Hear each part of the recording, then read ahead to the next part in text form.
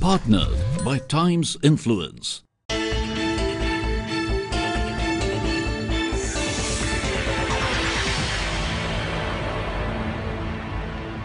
The Indian police force works really hard to protect the citizens of the country, but sometimes in the long hours that they put in on their job, they miss out to financially secure themselves and their families. That's why ET Now and Aditya Birla Sun Life Mutual Fund have come together with this special series called Police Nivesh, where we're going to talk to people, the police personnel, along with their families, and guide them and try to understand a little bit more about how they can financially secure themselves. I have two very special guests from the police family, and also joining me on the show is personal finance expert Gaurav Mashruwala, along with Sujata ji and Sangeeta ji. Namaste. Sangeeta ji, पहले आप थोड़ा बताइए ना आपके बारे में, आपके परिवार के बारे में हमें. मेरा नाम संगीता शीलार है. मेरे हस्बैंड पुलिस में पुलिस नायक है. मेरे दो बच्चे हैं, एक लड़का और एक लड़की, और मैं हाउस वाइफ. क्या उम्र है उनकी? एक अभी टीवाई में है और एक 12th की एग्जाम अभी उसकी आज खत्म होने वाली है. सुजाता जी, थोड़ा आपके बारे में बताइए ना. मेरा नाम सुजाता है. मेरे पति भी पुलिस में और मेरे दो बच्चे, एक अभी एमकॉम में लड़की है मेरी, और मतलब साथ में जॉब भी करती है वो, और लड़का भी अभी FY में कॉलेज में. Very nice, very nice.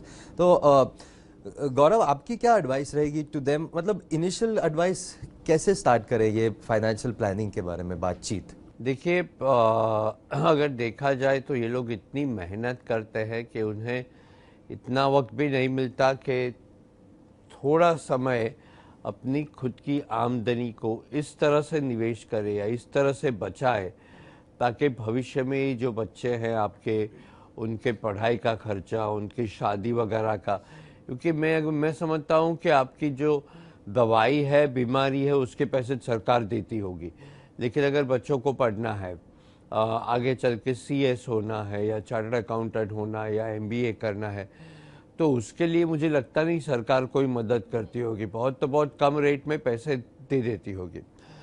तो अगर थोड़ी बहुत भी बचत कर पाए, लेकिन उसके लिए भी पहले ज़रूरी है घर का हिसाब किताब लिखें. जिस दिन आप हिसाब किताब लिखना चालू करोगे तो आपको लगेगा कि हम थोड़े बहुत पैसे तो महीने के 500-1000 रुपये, वो छोटी छोटी रकम जो है वो भी अगर बचा पाते हैं तो एक लंबे वक्त के बाद में बड़ी रकम मिलेगी. पेंशन भी आपको मिलता होगा, लेकिन ये पेंशन आज से 5 साल, 10 साल, 20 साल के बाद कितना रहेगा, या गवर्नमेंट की कोई पॉलिसीज चेंज हुई, तो गवर्नमेंट की भी काफ़ी सारी स्कीम है. प्राइवेट स्कीम की बात नहीं करता, लेकिन उस पर भी अगर बचत करनी है तो अगर घर का हिसाब किताब लिखते हैं आप, तो एक कंट्रोल आ जाएगा. फिर आपको ये भी लगेगा कि कहाँ पे हम थोड़ी बहुत कटौती करके 500-1000 रुपये महीने का बचाते हो तो भी अच्छा हो जाएगा. तो ये घर का हिसाब किताब लिखना चालू कर दें. तो इसमें अगर गौरव, जो आप कह रहे थे कि अगर दर महीने समझिए 500 या 1000 निकाल के मेहनत करके, मतलब कॉन्शियसली होके अगर हिसाब रख के निकाले, तो फिर नेक्स्ट स्टेप उसको ऑब्वियसली निवेश करना है, और सही जगह निवेश करें, क्योंकि जो आप सेविंग्स बैंक्स में ही रखेंगे तो 4 या 6% कुछ बैंक्स दे रही है. उसका क्या एडवाइस है आपको कि उससे मतलब मिनिमम इंटरेस्ट से ज़्यादा कुछ मिले? देखिए, एक दफ़े आपने हिसाब अब लिखना चाहे तो लिख भी सकते हैं.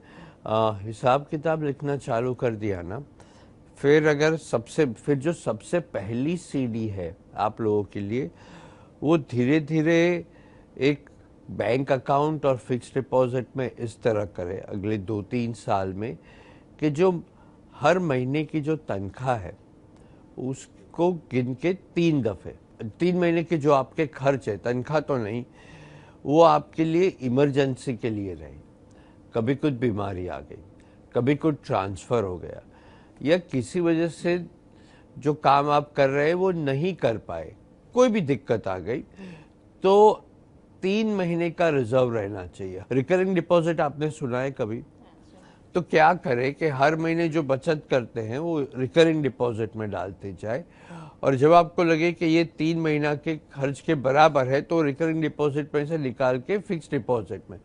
तो ये आपकी पहली सीढ़ी हो गई. इसमें जैसे आइडिया तो ये होता है कि बचत करके, निवेश करके, पैसा बढ़ा के किस कारण के लिए रखते हैं हम पैसा? कुछ भी हमारे जो गोल्स होंगे, हमने भी कोई सपने देखे होंगे, उसके लिए हमें पैसे चाहिए। तो संगीता जी आप बताइए ना, आप हम बात कर रहे थे, आप अपने डॉटर की पढ़ाई के बारे में बात करी थी, तो बताइए ना उसके बारे में थोड़ा। अभी वो 12 के एग्ज़ाम उसने दी है, अभी तो लास्ट का पेपर है, लेकिन उसको CS करना है।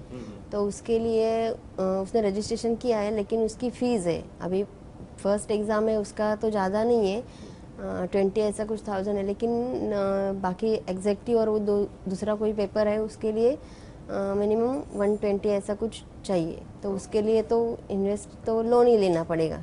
तो ऐसी कोई स्कीम होगी तो अच्छे है ना, तो इन्वेस्ट कर सके हम लोग। तो एनी थॉट्स ऑन दैट गौरव, उस पर कुछ गाइडेंस? देखिए क्या कर सकते हैं कि जैसे ही हमने ये रिकरिंग डिपॉजिट की बात की, तो ये रिकरिंग डिपॉजिट एक दफ़े ये इमरजेंसी फंड तैयार हो गया और ये सभी के लिए एप्लीकेबल है, सभी जो व्यूअर्स है, क्योंकि जितना भी हर महीने का खर्चा होता है उससे अगर 3 गुना करके उसकी बचत कर ली तो एक इमरजेंसी फंड हो गया। तो ये इमरजेंसी फंड होने के बाद में जो भी हमारी जिम्मेदारियां हैं और ख्वाहिशें, हम सबकी जिम्मेदारियां होती है, सबकी ख्वाहिश होती है। जिम्मेदारियों में बच्चों की पढ़ाई, आगे चल के बच्चों की शादी के बारे में भी टेंशन तो रहता ही है, क्योंकि कभी तो वो खर्च आने वाले ही है। और हर काम लेके अगर हर वक्त लोन लेना पड़े तो फिर जो तनख्वाह आती है उसमें भी कटौती कहीं ना कहीं होती है। तो ऐसे छोटी छोटी जो जिम्मेदारियां है उसका भी अगर लिस्ट बना दिया तो फिर ये एक जिम्मेदारी खत्म हुई, फिर दूसरे के लिए रिकरिंग डिपॉजिट, तीसरे के लिए। और ये रिकरिंग डिपॉजिट के लिए बहुत छोटी रकम की ज़रूरत है। पोस्ट ऑफिस में पहले 5 रुपये से चालू कर सकते थे, अभी मुझे पता नहीं अगर ये अमाउंट मिनिमम बढ़ा दी है कि नहीं, लेकिन बहुत ज़्यादा नहीं बढ़ाई है। तो वो भी देख ले कि एक दफ़े पहली सीढ़ी पार हो गई, फिर दूसरी, फिर तीसरी, पूरी ज़िंदगी हमें हमारी जिम्मेदारियां तो पूरी करनी है। अभी उसके लिए हम लोन का हफ्ता देना चाहेंगे या रिकरिंग डिपॉजिट करना चाहेंगे, ये तो हमारे पे है। और उसका दोनों भी कर सकते हैं कि लोन का हफ्ता भी जा रहा है लेकिन थोड़ी बचत करके रिकरिंग डिपॉजिट। तो क्या होगा कि आगे चल के आपको लोन कम लेना पड़ेगा। लोन कम ली है तो आपके हफ्ते कम कटेंगे, हफ्ते कम कटेंगे तो हाथ में ज़्यादा पैसे आएंगे, तो आप ज़्यादा निवेश कर पाओगे। तो एक एक करके अब आपकी सीढ़ियाँ चढ़ सकते हैं। तो कभी साथ में वक्त, मुझे पता नहीं आपके पति को वक्त मिलता है, इतने काम करते रहते हैं, मैं तो उनको हमेशा रास्ते पे ही देखता हूँ। लेकिन अगर वक्त मिलता है कभी भी तो जो जिम्मेदारियाँ हैं उसकी भी एक लिस्ट बना दे, सिंपल ऐसे ही कागज़ पे, कि ये 2-3 जिम्मेदारियाँ हैं, इसके लिए पैसे की ज़रूरत पड़ेगी। तो एक के बाद एक जितना भी बचत कर पाए। अभी आपने बताया कि बेटी की पढ़ाई के लिए 1,20,000 चाहिए, उसके लिए लोन लेनी पड़ेगी, समझ सकता हूँ। लेकिन अगर आपने 5-7 हज़ार रुपये, 10,000 रुपये भी बचा लिए 2-3 साल में, तो इतनी तो लोन कम लेनी पड़ेगी, उतना तो किस्त कम देना पड़ेगा। आपके जो हस्बैंड हैं उनका अभी कितने और साल है, मतलब ड्यूटी में, और कितने साल रहेंगे रिटायरमेंट? अभी रिटायरमेंट को 9 साल बाकी है। 9 साल बाकी है। तो रिटायरमेंट का जो पुलिस का पेंशन है वो है।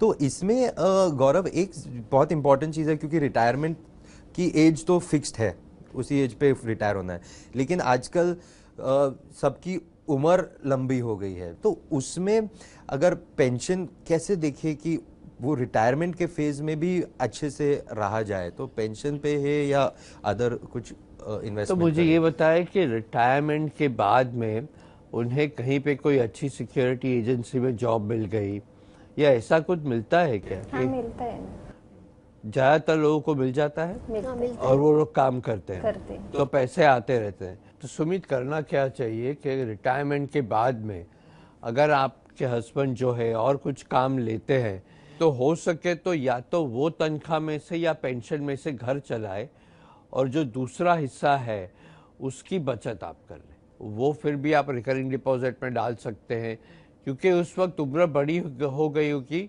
ज़्यादा होगी, इसलिए आप नेशनल पेंशन जो हमारे जो है उसमें निवेश शायद न कर पाए, क्योंकि उसकी उम्र जो है स्टार्टिंग एज उसमें भी थोड़ा रिस्ट्रिक्शन है।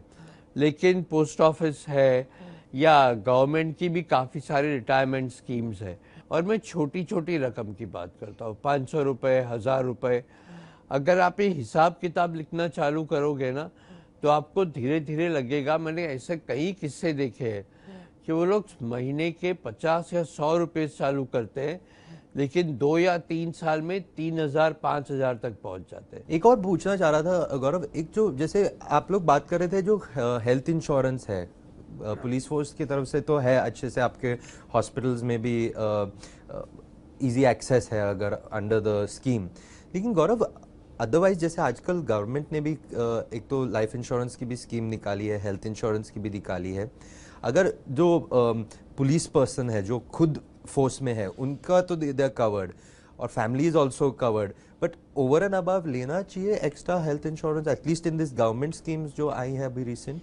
देखिए, सरकार ने 2-3 स्कीम लॉन्च की है। प्रधानमंत्री जीवन ज्योति स्कीम है, आरोग्य के लिए है। उसमें क्या होता है कि आपका जो बैंक अकाउंट है उसमें से डायरेक्ट कटौती होती है, और जो एक्सीडेंट के लिए है वो 2 लाख रुपए का कवर है, साल का 12 रुपया प्रीमियम है। 20 साल में 12 रुपया मतलब महीने का 1 रुपया हो गया, बहुत सस्ता है। उसी तरह जो लाइफ इंश्योरेंस है वो मेरे ख्याल से साल का कुछ 300 रुपये में 2 लाख का कवर है।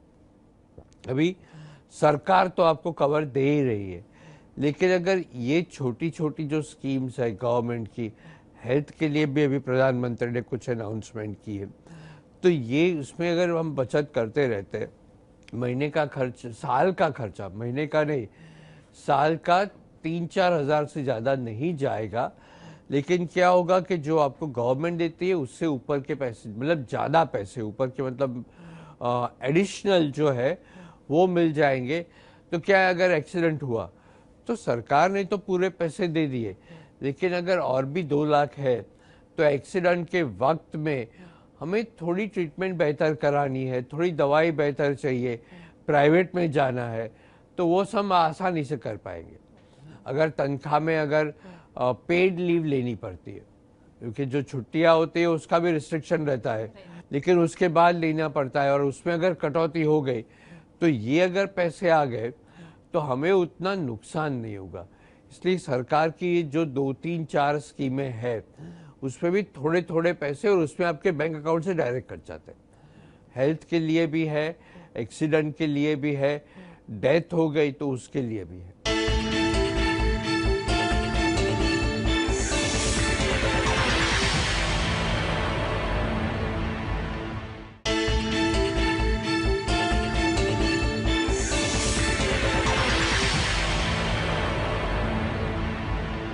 सुजाता जी, एक मैं जानना चाहूँगा, जैसे आपकी डॉटर काम कर रही है बैंक में, तो जो उसकी सैलरी आती है वो अपना मतलब बचा के खुद निवेश कर रही है या आपके हस्बैंड के पास, या आप देखते हैं?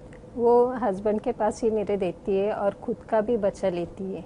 मतलब अभी उसको एमकॉम कर रही है, एमबीए करना है, तो उसकी फीस मतलब अभी 1 या 1.5 लाख है करके, लेकिन थोड़ा थोड़ा वो करके अभी जमा रही है। अभी ऊपर का जो होगा तो मतलब या लोन लेना पड़ेगा या मतलब थोड़ी हेल्प हो जाएगी। जैसे इनकी डॉटर है या इनके बच्चे आपके जो अभी पढ़ के निकलेंगे, अच्छी नौकरियां मिलेगी उन्हें, वो भी कमाएंगे अच्छे से, तो कैसे उन्हें थोड़ा गाइडेंस दिया जाए? हम जो बोलते हैं ना बेबी स्टेप्स ले इन्वेस्टमेंट में, उन्हें कुछ गाइडेंस इस पे? एक देखा जाए तो इतना मुश्किल नहीं है। रिजर्व बैंक की ऑफ इंडिया की जो वेबसाइट है, अगर आपकी बेटी को कहोगे तो वहाँ पे बहुत सारी किताबें, छोटी सी किताबें होती है, मराठी में भी होती है, तो वो भी आप पढ़ोगे तो आपको अच्छा लगेगा। थोड़ी बहुत कॉमिक्स भी है, मेरे ख्याल से उसका भी मराठी में अनुवाद किया गया है, हिंदी में तो है ही है। तो उससे बैंकिंग के बारे में, उससे निवेश के बारे में, सरकारी स्कीम्स के बारे में आपको अच्छी जानकारी मिल जाएगी। दूसरा क्या होता है, जैसे कि आपने कहा कि आपकी बेटी वो पूरी उसकी तनख्वाह अपने पापा को दे, ये हमारे संस्कार है, ये आपकी परवरिश है, ये आपने बहुत बढ़िया किया। लेकिन इससे भी एक स्टेप आगे जाना भी ज़रूरी है कि आपको भी जानकारी हो। कल उठ के आपके हस्बैंड को बीमारी हो तो फिर इसकी जानकारी किसको है?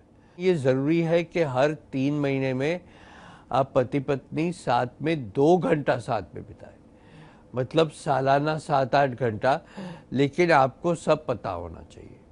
कौन सी स्कीम है, उसके कागजात कहाँ रखे हैं, उसमें एड्रेस किसका है, फ़ोन नंबर बराबर है कि नहीं। तो हर 3 महीने में 2 घंटा उनको बोलो कि मैं आपका इन्वेस्टिगेशन करती हूँ, और ये करते रहे सालाना 8 घंटे की बात करता हूँ। और देख ले कि जितने भी पैसे कम है ज़्यादा है वो कहाँ पर है, उसके कागजात कहाँ पर है, किनके नाम पे है, नामांकन हुआ है कि नहीं, नॉमिनेशन, अगर उनको कुछ हो गया तो कैसे मिलेगा आपको। कभी कभी ऐसा भी देखा गया है कि जिन्होंने लिया है घर के जो मेन है उनको पता है, लेकिन वही अस्पताल में है, पॉलिसी सब बढ़िया लेके रखी है, निवेश किया है, लेकिन उनके ही काम नहीं आए, तो फिर किया किसके लिए। आप कुछ पूछना चाहेंगी संगीता जी और कुछ सर से? मैं पूछना चाहती हूँ कि ये स्कीम कौन सी है जो गवर्नमेंट, आपने जो बोला गवर्नमेंट की, तो 2-3 स्कीम आप बोल दो ना कि ऐसे स्कीम है। मैं बताता हूँ। एक तो सुकन्या समृद्धि स्कीम है बेटियों के लिए, लेकिन अगर आपकी बेटी 10 साल से बड़ी है तो फिर 10 साल से पहले चालू कर देनी पड़ती है। अगर बड़ी है तो ठीक है, लेकिन और भी दर्शक है, आपके मित्र वगैरह है, सहेलियाँ है, तो उनको बताइए। उसके अलावा प्रधानमंत्री जीवन ज्योति स्कीम है, वो भी गवर्नमेंट की स्कीम है। अटल पेंशन योजना है, वो पेंशन के लिए है। तो ऐसी 2-3 स्कीमें हैं जो गवर्नमेंट ने लॉन्च की है, और इसके पैसे डायरेक्ट बैंक अकाउंट में से कटते हैं। तो आपका अकाउंट जो बैंक में है वहाँ पे अगर पूछ लोगे तो वो लोग भी आपको ना सिर्फ जानकारी देंगे, फॉर्म वगैरह भी वो लोग ही दे देंगे। सुजाता जी, आप भी कुछ पूछना चाहेंगे? हमारी तो उम्र हो गई, मतलब रिटायरमेंट के 9 साल बाकी है, अभी हमारे बच्चे बड़े हो रहे। हमारा तो इधर मतलब घर ऐसा कुछ बम्बई में तो नहीं हुआ है, गांव में है, लेकिन अभी बच्चों के लिए खड़ा करना है, तो आपकी क्या कुछ राय है इसमें? देखिए, 2 चीज़ें का ख्याल रहे। सबसे पहले आपका घर तो हो गया है, तो हो सके तो वहीं जाके रहे, पैसे बहुत बच जाएंगे, सेहत बढ़ जाएगी, तो पैसे भी बढ़ेंगे, सेहत भी अच्छी हो जाएगी। दूसरी बात यह है कि आप देख ले कि जो रिटायरमेंट के बाद के खर्च है उसके लिए जितनी मात्रा में पैसों की ज़रूरत है उतना है। पेंशन है, अगर गांव में कहीं पे कुछ काम मिलता है तो वो है। उसके बाद में बच्चों का सोचे। मैं ये नहीं कहता बच्चों के बारे में ना सोचे, बच्चों की पढ़ाई तक आपकी जिम्मेदारी है, शादी की जिम्मेदारी भी आपकी है, लेकिन उससे अगर आगे करना है तो फिर ये जिम्मेदारी साझा होनी चाहिए। आपकी जिम्मेदारी भी पूरी करें, खुद की और बच्चों की भी। तो बच्चों के पढ़ा, उनको ग्रेजुएट कर लिया, पोस्ट ग्रेजुएशन हो गया, उनकी शादी हो गई, फिर भी अगर उनको आगे पढ़ना है तो बिल्कुल, लेकिन पहले उसके बाद में रिटायरमेंट की ओर ध्यान दें। एक मेरे को लगता है सुजाता जी, शायद मे बी ये भी उनका सोच होगा, अगर मैं अगर थोड़ा समझाऊं, कि वो भी हो कि बच्चों को बाद में घर, क्योंकि अभी तो पुलिस क्वार्टर्स है, एक बार रिटायर हो तो पुलिस क्वार्टर्स छोड़ना पड़ेगा, तो उसमें, लेकिन आज के मुंबई का तो जो रियल एस्टेट है, भाव इतने ऊंचे हैं, तो उसमें भाड़े पे रहने के लिए बेटर रहेगा रादर देन। देखिए, मुझे यही ठीक लगता है, क्योंकि क्या होगा कि अगर आप दूसरा घर खरीदना चाहोगे तो शायद खरीद तो लोगे, लेकिन अगर बच्चे उस घर में रह रहे हैं तो आप बच्चों से भाड़ा तो किराया तो वसूल हम लोग कोई कर, मतलब वो सोच भी नहीं है। तो आपकी जो मूड़ी है वो तो उसमें लग गई। अभी आपको बुढ़ापे में पैसों की ज़रूरत है और फिर बच्चे आपको मदद करेंगे, तो उसमें भी कोई दो राय नहीं है, परवरिश ऐसे करेंगे। तो आपने बच्चों की मदद की, बच्चों ने आपकी की, उससे अच्छा बच्चों को क्या आप आपका कर लो। तब तक अगर आपको पैसे की ज़रूरत है थोड़े बहुत देते रहे, ताकि वो लोग एक किराए के मकान में रह पाए। मैं कभी भी ऐसा नहीं कहूँगा कि बच्चों की जिम्मेदारियां न निभाए, मैं यह भी नहीं कहूँगा कि बच्चों को छोड़ दे, लेकिन एक अरसे के बाद, एक लिमिट के बाद ऐसा भी नहीं होना चाहिए कि आपके बुढ़ापे पे आप कुल्हाड़ी मार दो। तो फिर उन्हें कहो कि देखिए, आपको घर करना है, समझ सकते हैं, पैसे है तो हम देंगे, या तो आपको घर के लिए अगर कर्ज लेना है तो हम जो पहला जो भुगतान है, डाउन पेमेंट, उसमें थोड़ी मदद हम कर लेंगे, लेकिन बाकी का आप कर्ज ले लो। तो उनको जो इनिशियल पेमेंट है वो अगर आपने दे दिया तो क्या होगा कि उतनी तो उनकी बचत हो गई, फिर बाकी के जो लोन है वो अपनी तनख्वाह में से कटाते रहे जैसे आपने किया था। ऐसा मोह न रखें कि पूरे के पूरे घर का पैसा आप दे दें, क्योंकि फिर अगर आपको बीमारी हुई तो आपको बुरा लगेगा उसके पास जाके पैसे। बराबर है। तो डाउन पेमेंट करवा दे ताकि उनको थोड़ा मतलब भार जो है वो कम हो, लेकिन फिर किस्त उन्हें ही भरने दें। सुपर। संगीता जी और कुछ? हाँ पूछें ना। अभी तो आपने ये सब स्कीम बताई, वो जो बच्चे छोटे हैं तभी से चालू करेंगे तो उसका फ़ायदा होने जब वो बड़े हो जाएंगे तभी हो जाएगा, लेकिन अभी तो बच्चे बड़े हैं। देखिए क्या है कि पोस्ट ऑफिस में काफ़ी सारी स्कीम है। एक तो मंथली इनकम स्कीम है पोस्ट ऑफिस में, वहाँ पे अगर आपके रिटायरमेंट के जो पैसे आते हैं वो डाल दिए तो रेगुलर इनकम होगी। सीनियर सिटीजन सेविंग स्कीम है, अगर उसमें पैसे, ये भी सरकार की है, ये बैंक अकाउंट में खोल सकते हैं या पोस्ट ऑफिस में, तो आपको रेगुलर आमदनी होती रहेगी। उसके अलावा अगर बच्चों की उम्र थोड़ी ज़्यादा हो गई है तो ये जैसे कि सुकन्या समृद्धि नहीं कर पाएंगे, लेकिन अटल पेंशन योजना है बच्चों के लिए, या प्रधानमंत्री जीवन ज्योति स्कीम है, या भविष्य आरोग्य के लिए जो स्कीम है उसमें आप लोग भी कर पाएंगे। उसमें अलग अलग उम्र रहती है, कई में तो आप 50-55 साल तक भी कर सकते हैं। उसके अलावा पोस्ट ऑफिस की जो स्कीम है जैसे कि नेशनल सेविंग सर्टिफिकेट है, वो भी आप ले सकते हैं। पीपीएफ में आप प्रोविडेंट फंड कटाते हैं, लेकिन पब्लिक प्रोविडेंट फंड है उसमें भी आप, ये सभी जो पोस्ट ऑफिस की स्कीम है उसमें ज़्यादातर उम्र की जो कटौती रहती है वो काफ़ी बड़ी रहती है। मतलब ऐसा नहीं कि 10 साल 12 साल 15 साल, वो आप बड़ी उम्र में भी कर सकते हैं। तो उसकी जानकारी आपको पोस्ट ऑफिस से मिल जाएगी। अगर वो हमने ले ली स्कीम तो उसका हम जो पढ़ाई करने के लिए जो लोन लेना है या कुछ लेना है उसके लिए खास कर ऐसा कोई स्कीम है क्या जो पढ़ाई के लिए यूज़ कर सकते हैं? देखिए आप कोई भी स्कीम लेके पढ़ाई के लिए यूज़ कर सकते हैं। वैसे ऐसे कुछ नहीं, क्योंकि क्या होता है कि अगर समझिए आपने नेशनल सेविंग सर्टिफिकेट में डाल दिया तो वो तो एक निवेश हो गया। 5 साल के बाद आपको पैसे, दो है उसमें, 5 साल का ऑप्शन है और 10 साल का ऑप्शन है। तो 5 साल के बाद पैसे मिल गए तो वो पैसे को क्या करे वो तो आप पे है। अभी वो आपने पढ़ाई के लिए इस्तेमाल किए, शादी के लिए इस्तेमाल किए, या घर में कुछ रिपेयरिंग, घर में रिपेयरिंग भी आते रहता है, तो वो सब में तो ये नेशनल सेविंग सर्टिफिकेट है, बैंक की एफडी है, रिकरिंग डिपॉजिट, उसमें पैसे आपको जिसमें खर्च करने का। वो लोन लेंगे तो वहाँ पे जो इंस्टॉलमेंट या कुछ हम ब्याज बोलते हैं ना, तो वो कम होता है बैंक से।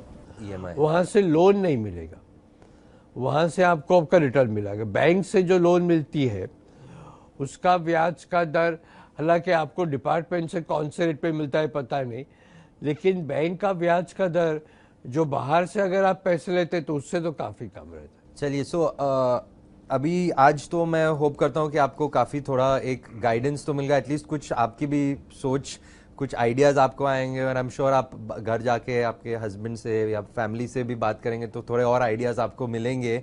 बट थैंक यू, आप आए हमारे साथ बातचीत की। Thank you Gaurav for your time. Thank you so much for watching. You've been watching Aditya Birla Sun Life Mutual Fund, and ET Now presents Police Nivesh. It's been really insightful to know a little bit about how police families work, and it's our endeavor, our initiative to try and help them so that they can financially secure themselves. Thank you so much for watching.